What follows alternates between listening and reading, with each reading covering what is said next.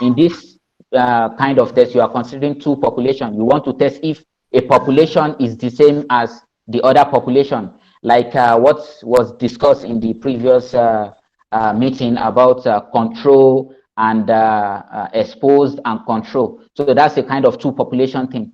So you want to test between two kind of population, control and the exposed. So, and you can also have similar kind of experiments for test of proportion. So the test statistics are there. I will definitely probably define all these. Maybe I'll share this with you and you can read through. We can discuss it on Slack better. And there are different kind of distribution here. You can either have the Z distribution if your population is more than 30. If you have like 30 samples in your data, more than 30 samples in your data, and you know the population variance, then you use the first entry here, and you can just read through when to use one test statistics and when to use the other. Now, the third part of the procedure is the decision. How do you take your decision then? After calculating the test statistic, how do you take your decision? But before you take a decision, you need to know what these terms are. The first is significance level. What do I mean by significance level? We call it alpha level in statistics.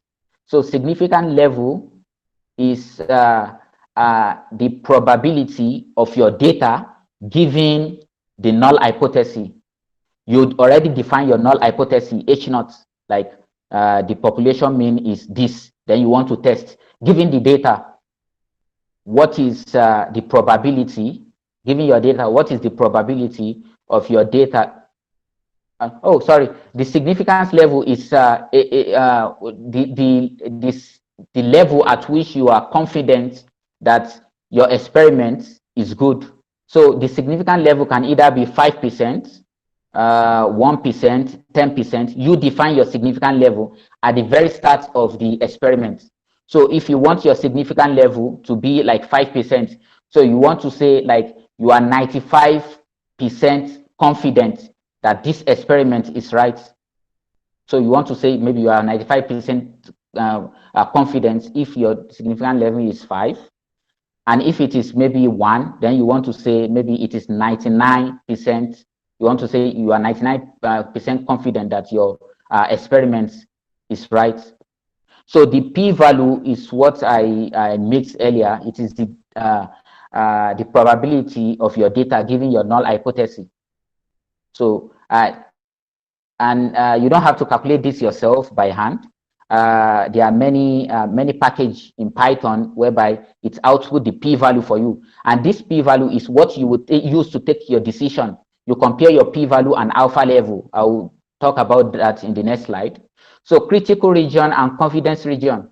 This is a kind of region where your statistic will lie, your test statistic will lie before you can say I'm confident that I will accept your claim, or I'm confident that I will reject your claim, and every other thing. So in the shaded part, if you are dealing about one-sided test, in the left side of the image, you see the shaded part. If your test statistic fall in that shaded part, then that is a critical region. You thereby you reject your null, you reject the claim, which is the H naught. You reject the claim. But if it falls in the white region, that is your confidence region, then you accept the claim. So this is what just the drawing is all about. And in the two-sided experiments, you have two shaded parts. This is the other part, that's the right side of the image. You have two shaded parts, the very end of the left and the very end of the right. So if your test statistics fall in any of those shaded parts, then you reject. But if it falls in the middle, in the right white region, that's your confidence region. You accept your claim, your null hypothesis. So now before that, now a little bit of let me go over this rejecting the claim again. So you reject your H naught, which is your claim hypothesis, if the test statistic that you've calculated in that I showed these are the test statistics depending on the kind of experiment you are doing, maybe test of mean or test of proportion. So you, if your test statistics is greater than the table value, this table value, I won't dive into this table value too much because if you are doing the calculation by hand, then maybe you compare your calculation, your test statistic with a kind of table value. That statistic is in the statistical table, but you don't have to bother yourself about that because we will be coding, we'll be using our code, and we use the second bullet point, which is the p-value and alpha level. When you run this in Python, you get a p-value, and you must have defined your alpha level yourself at the start of the experiment. Then you can take your decision. So now, in the second bullet point, let me just use the p-value. When you get your p-value after running the experiment, so if the p-value is less, if the p-value is less than the alpha level, and don't forget the alpha level is a kind of it's a kind of confidence, the error, the error you want to, you don't want to go over this error. You don't want to go over 5% error or 1% error. You define yourself at this, that at the start of the experiment. So the p-value, you get the p-value when you run your experiments in Python. So if the p-value is less than the alpha level, you definitely reject the H0. Otherwise, you do not reject the H0. And don't forget, the H0 is the claimed hypothesis of the experiments. So that is that. And the packages that does the hypothesis testing for you, you can get the package. The SciPy and the stats models package does this for you. So in SciPy, the module stats does the testing, the hypothesis testing for you, and the stats model, the module weight stats, you can get the test, different kind of tests you want to do for your experiment in these modules, the stats module in SciPy and the weight stats module in stats models. So that is just a little bit of hypothesis testing. I know this is not a lot. I don't want to go too deep into it because it's a whole lot of things. We have to do some calculation, but you have a whole lot of things on your table already. We can discuss if there is any question now or on the Slack, if there is any lingering question you might have. So there is a question here by Patrick saying statistical significance and practical significance. What do you mean by practical significance?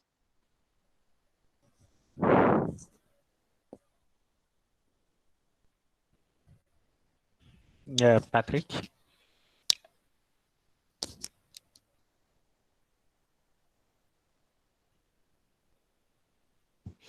So, like Patrick, I will go for this one. Like to say, suppose you have your population, and then you want to, let's say you want to run, you want to compare, like in general hypothesis testing, the thing is to compare now two population, like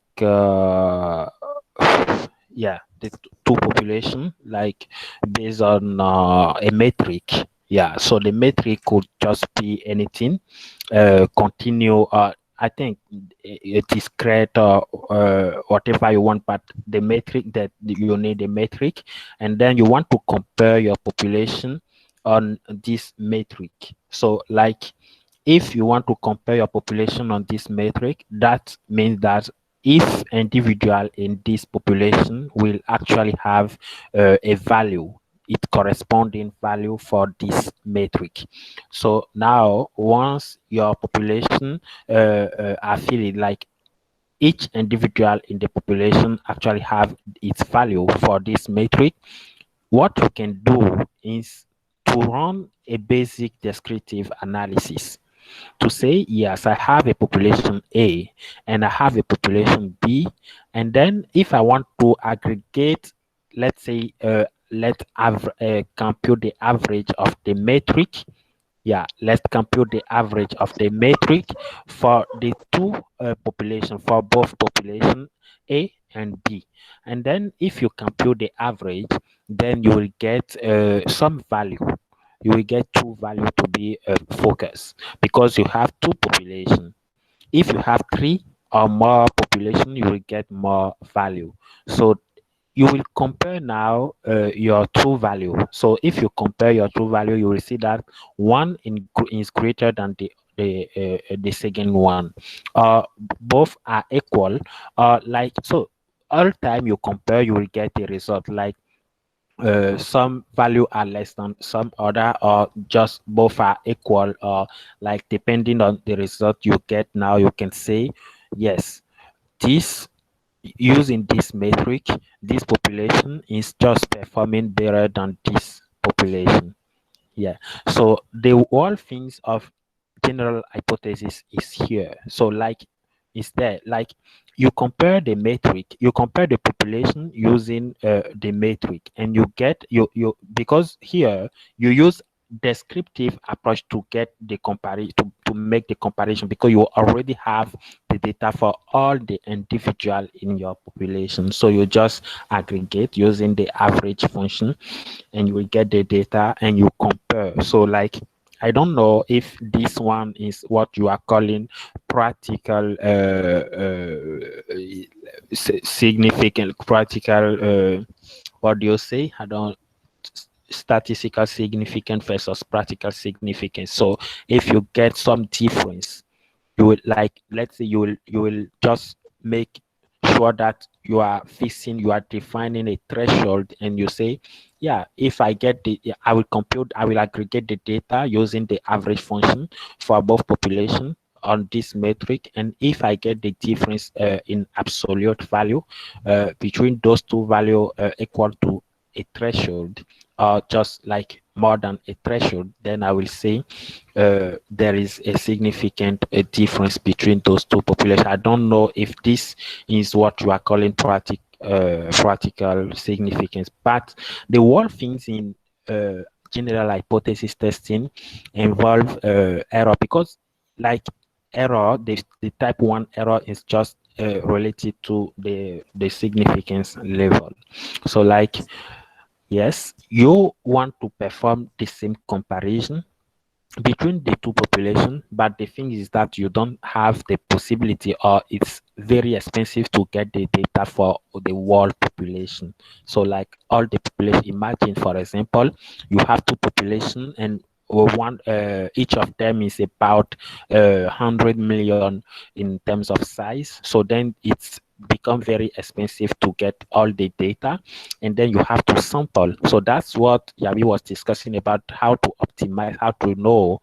I want to define in A/B testing is like more further step, like we want to define the experiment and then collect the data. But here in like hypothesis testing, like we suppose we already have the data, we have all the experiments set up, like we are just interested in compare two variable, like two population based on a matrix. So like we just perform it, but it's based on the same let's say they have the same basic, like you want to compare both population using one metric. But the ones I described before was just using descriptive approach to just aggregate the data. But then you want here to sample from the population to make your population representative, so that you can just use some sample to actually update the information, to actually infer the statistics about what you are talking we want to compare. So here I think he's yeah, one of the article that I was sharing was explaining something about that.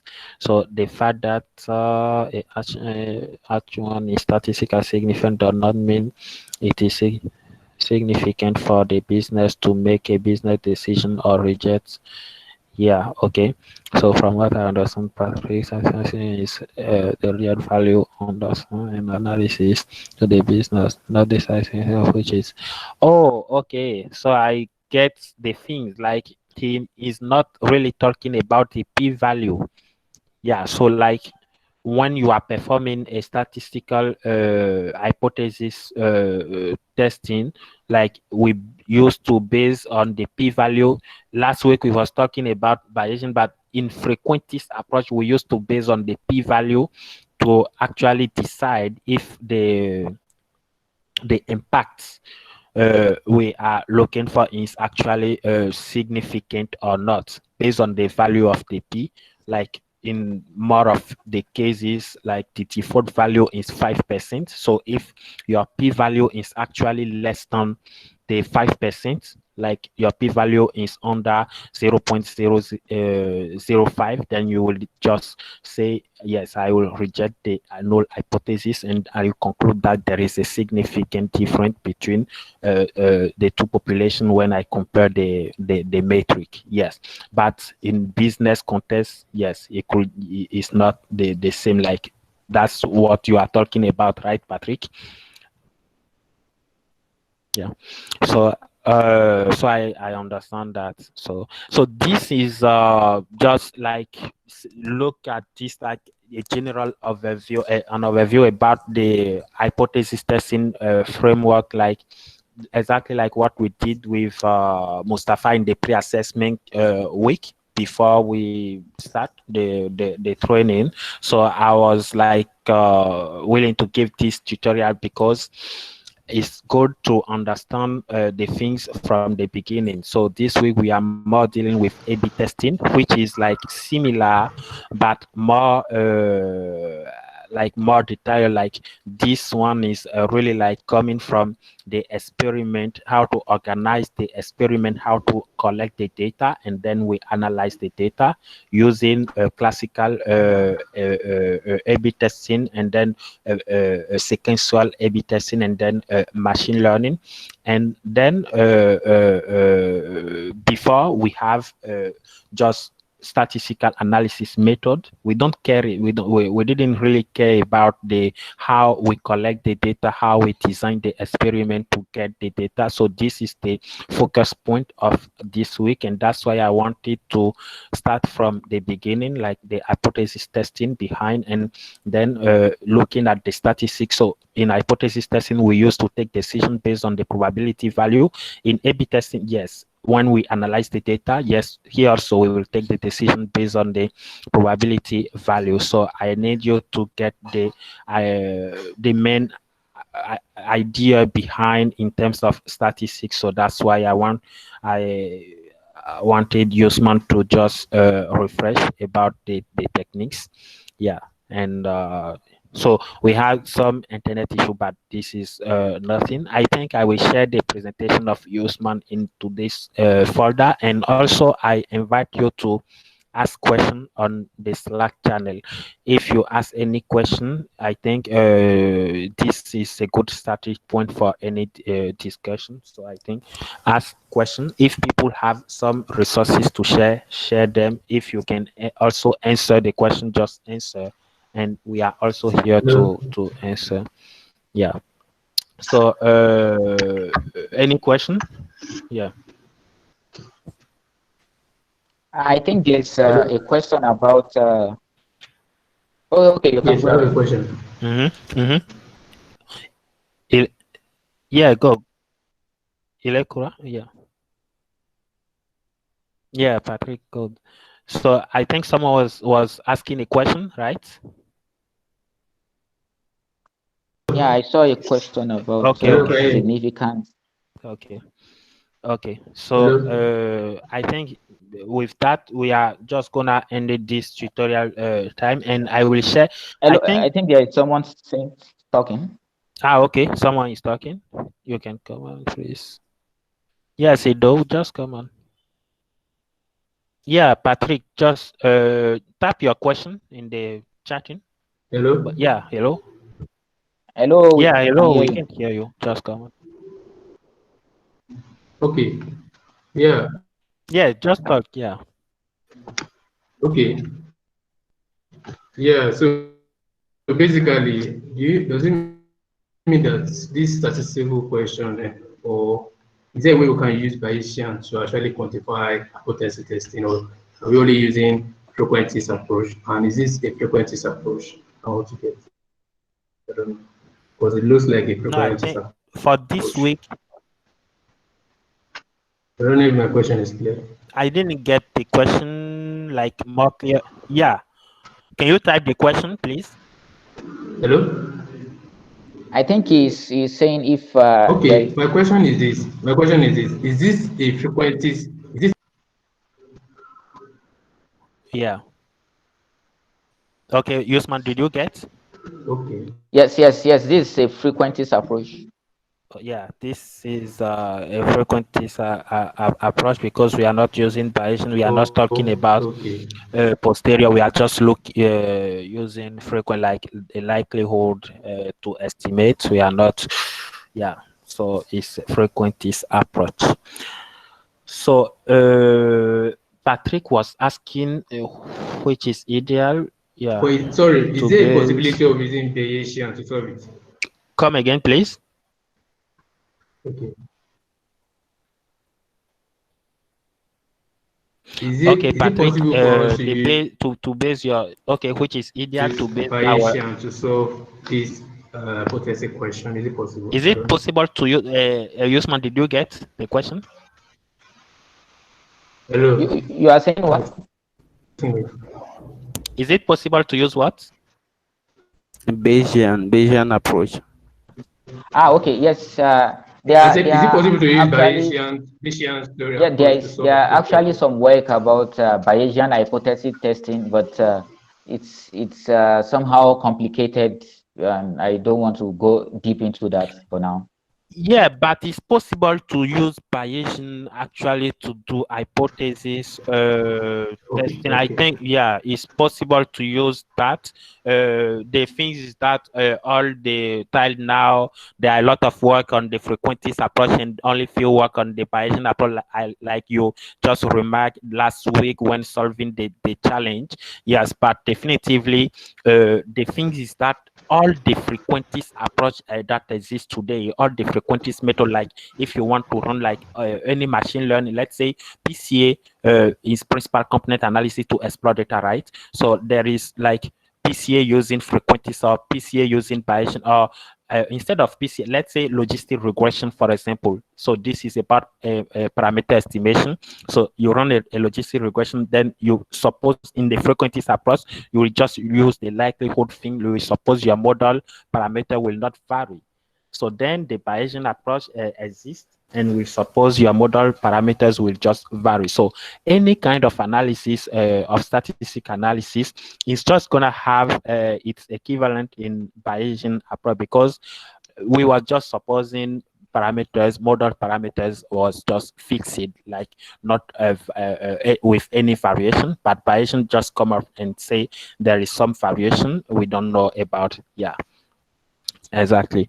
So you have alternative, yeah. So null hypothesis or alternative hypothesis, since we are working with alternative here.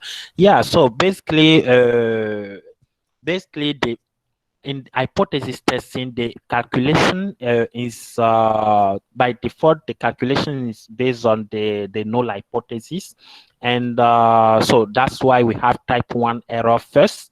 And so if you have a null hypothesis, then like it's easier to derive the alternative hypothesis, but the core calculation is based on the null hypothesis. That's why we look at the p-value, which is the type 1 error, which is directly related to the null hypothesis to take the decision.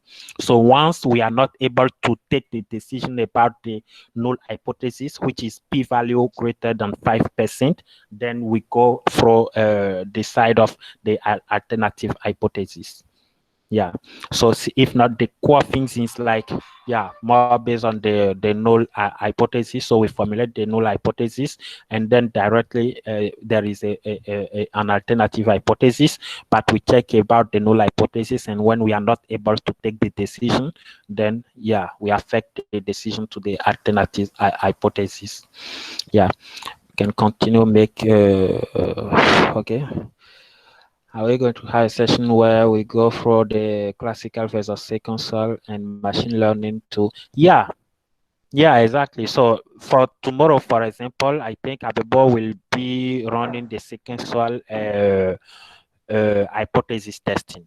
Yeah, and of course, before explain you the sequential because sequential hypothesis testing is not easy to implement. This one is not easy to implement. So you have, I think you have a code starting points. He will share with you. If we didn't do it yet, I think we will share with you about the sequential hypothesis testing, and of course we are not gonna talk about sequential before without make some comparison between the classic one and the sequential one, and also where machine learning become important.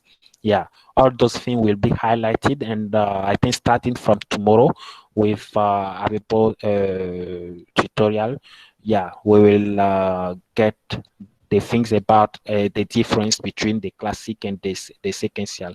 And also, so this time I just wanted you to get the difference between, yeah, general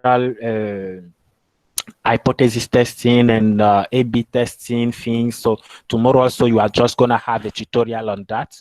Yeah, so like once you get the things, and also I advise you to do a lot of research because and you have internet, you can do some good research and even share the finding. We are here to learn from each other. Yeah, exactly. Uh, yeah. Thanks for suggesting we. Yeah, so at the beginning we were having some internet issues, so I don't. Okay, so I hope you enjoy this time. If any question, just ask in the Slack channels. Usman is there, Abla is there, myself is here. I think we will answer your question. No problem. Yeah. Thank you so much.